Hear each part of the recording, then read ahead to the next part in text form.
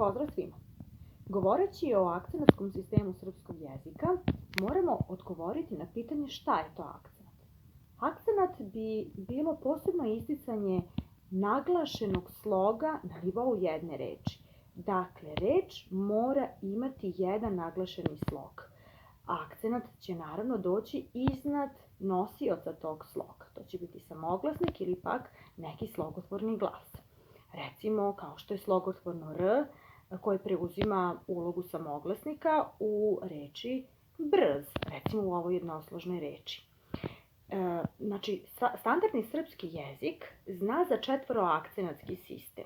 Književni jezik, dakle, ima sistem od 4 akcenta, 2 kratka i 2 duga, kratkosilazni i kratkouzlazni i dugosilazni i dugouzlazni. Ovako izgledaju grafički. Dakle, ovako su prikazani akcenti kroz grafičke oznake.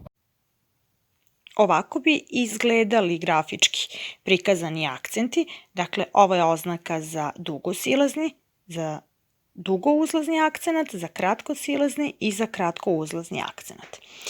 Moramo praviti razliku između dugouzlaznog i dugosilaznog akcenta, ali takođe moramo napraviti razliku između kratkouzlaznog i kratkosilaznog akcenta. Kod dugouzlaznog akcenta ton sve vreme raste. Dakle, od samog početka pa sve do kraja njegovog trajanja. Vrhunac svog rasta dostiže na kraju, a neki smatraju da se nastavlja. Dakle, kod dugouzlaznog akcenta ton je uvek ravan i raste. Ruka. Vidimo da sve vreme raste. Ruka. Ton dugosilaznog na početku akcentovnog sloga blago raste, a vrhunac dostiže na polovini trajanja, tako da na kraju naglo opada. To se čuje majka, kao da naglo raste, vrhunac je na polovini sloga koji je akcentovan i onda naglo opada. Pravi se luk. Majka, luk, cvet. Idemo dalje. Recimo, ako uzmemo ovaj primer, Dara nije imala za jezike dara. Dara nije imala za jezike dara, ali je zato Dana išla u školu jezika svakog dana. Dakle, dugouzlazni, Dara kao ime, ali za jezike nije imala dara. Vidimo da je u pitanju dugosilazni. Dana, isto dugouzlazni kao i Dara, išla je u školu jezika svakog dana, isto kao Dara. Kratke akcente je najteže razlikovati, upravo zbog toga što je kvantitet, odnosno dužina trajanja toliko kratka da nekada ne možemo da prepoznamo tu tonsku razliku, dakle da li je u pitanju kratkosilazni ili kratkouzlazni akcenat. Kod kratkosilaznog, recimo, to na početku raste, pa naglo opada. Zato imamo ovu dvostruku kosu liniju, znači koja je suprotna od dugouzlaznog, naravno, kada gledamo i pravac i smer je suprotno. Znači, naglo raste i naglo opada, a to sve kratko traje. Zato imamo odsečno kuća, recimo po akcenatskom modelu. Dakle, dogodi se momentalni udarac, nagli presek akcenatske struje, odnosno vazdušne struje. Kod kratkouzlaznog akcenta ton sve vreme raste, iako je kratak akcenat u pitanju, kratko traje izgovor i ta vazdušna struja kratko udara, ton sve vreme ipak raste. Znači, isto kao dugouzlazni, biće ton sve vreme u porastu, ali kratko traje. Recimo voda. Oseti se, nema tog naglog preseka kao ovde, zato smo ovde dvema crtama grafički označili kratkosilazni, naglo se prekida, a ovde samo jednom crtom smo označili. Recimo, u samoj deklinaciji i promeni kroz padeže menja se, recimo, i kroz različite oblike akcenat iste reči. Pa recimo imamo sledeće reči. Ako je nominativu jednine igla i u pitanju je voda, igla, dakle kratkouzlazni akcenat, bit će iglu. Vidim koga šta, recimo u akuzativu iglu, znači kao kuća. Onda recimo ako je nominativu jednine žena, kratkouzlazni akcenat, bit će hej ženo, znači hej ženo, kao kuća. Ako je zemlja, kratkouzlazni akcenat je na E, na prvom slogu, zemlju, zemlju, zemlju, bit će kratkosilazni akcenat, kao što vidimo. Uglavnom nam nije problem da odredimo razliku između dugog i kratkog akcenta, dakle da odredimo razliku u kvantitetu ili trajanju akcenta. Lako je dakle odrediti da li je u pitanju kratak akcenat ili dug akcenat. Međutim, nekada nam je zaista teško da napravimo razliku kod kratkih akcenata, jer ovu razliku je najteže odrediti. Kod kratkosilaznog akcenta ton na početku raste pa naglo opada. Dakle, dogodi se jak momentalni udarac, kao kod primjera kuća. Kod ove reči kuća, vidimo ovo je oznaka za kratkosilazni akcenat, dogodi se nagli presek vazdušne struje, kao neki tup udarac. Kod kratkouzlaznog akcenta, ovo je kratkouzlazni dakle, i primjer je voda. Vidimo da ton dakle stalno sve vreme raste. Znači ovdje imamo nagli presek rasta i to se osjeti kuća, kuća, kuća. Prosto osjetimo u izgovoru. A kod primjera voda vidimo ipak da nema tog odsečnog udarca, tupog udarca, momentalnog udarca, već ton sve vreme raste iako je u pitanju kratak akcenat. Kod dugih akcenata je situacija malo drugačija i jednostavnija. Recimo, kod dugosilaznog akcenta vidimo da vazdušna struja, odnosno ton, raste na početku naglo i onda opada. Napravimo ovaj luk. I akcenatski model će nam biti reč majka. Dakle, majka. Slobodno karikirajte, izgovarajte ovako, jer je tako najlakše napraviti razliku. Reč majka. Vazdušna struja naglo raste i naglo opada. Majka.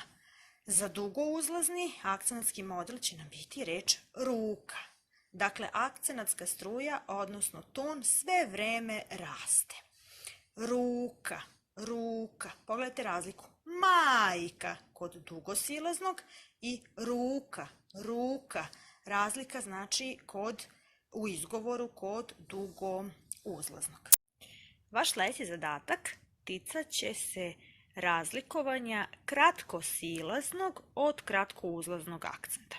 Dakle, ja ću vam dati određene reči, samo sam vam odredila mesto akcenta, a vi ćete morati ton da odredite. Dakle, da li je u pitanju kratkosilazni ili kratkouzlazni akcenat, služeći se akcenatskim modelima koje sam vam dala za kratke akcente. Dakle, kuća kao predstavnik kratkosilaznog akcenta i voda kao predstavnik kratkouzlaznog akcenta. Ja ću izgovoriti, dakle sve su ovo reči kratkog akcenta, sada vi treba samo da razvrstate da li je reč o kratkosilaznom ili kratkouzlaznom akcentu. Dakle, slušajte pažljivo, ja ću izgovarati, a vaš zadatak je da ispišete, dakle, ovde po ovim tabelama, odnosno po ovim kolonama, naravno. Žito. Reč žito. Da li se slaže sa akcenatskim modelom kuća ili voda?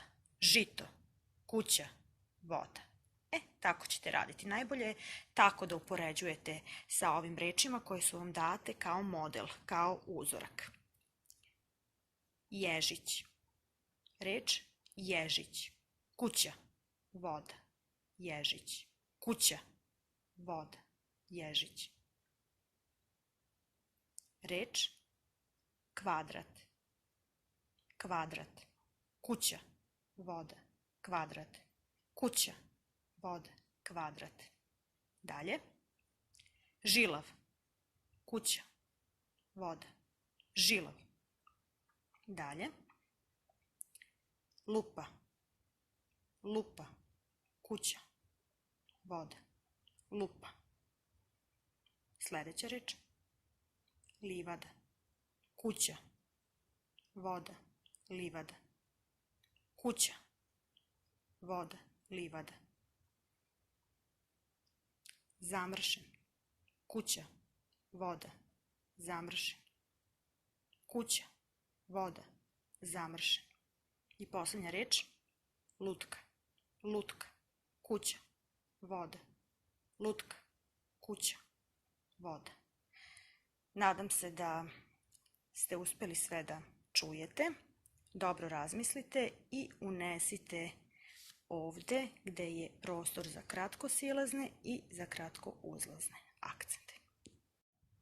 Kada smo utvrdili da je reč o dugom akcentu, dakle po kvantitetu da je reč o dugom akcentu, nekako nam nije teško da odredimo da li je reč o dugosilaznom akcentu ili dugouzlaznom. Ukoliko pak imamo dilemu, preporučujem akcenatske modele. Dakle, za dugosilazni akcenat će biti reč majka, model, a za dugouzlazni će biti reč ruka. Znači, ovo su nam reči po kojima možemo da se upravljamo i koji nam mogu služiti za poređenje.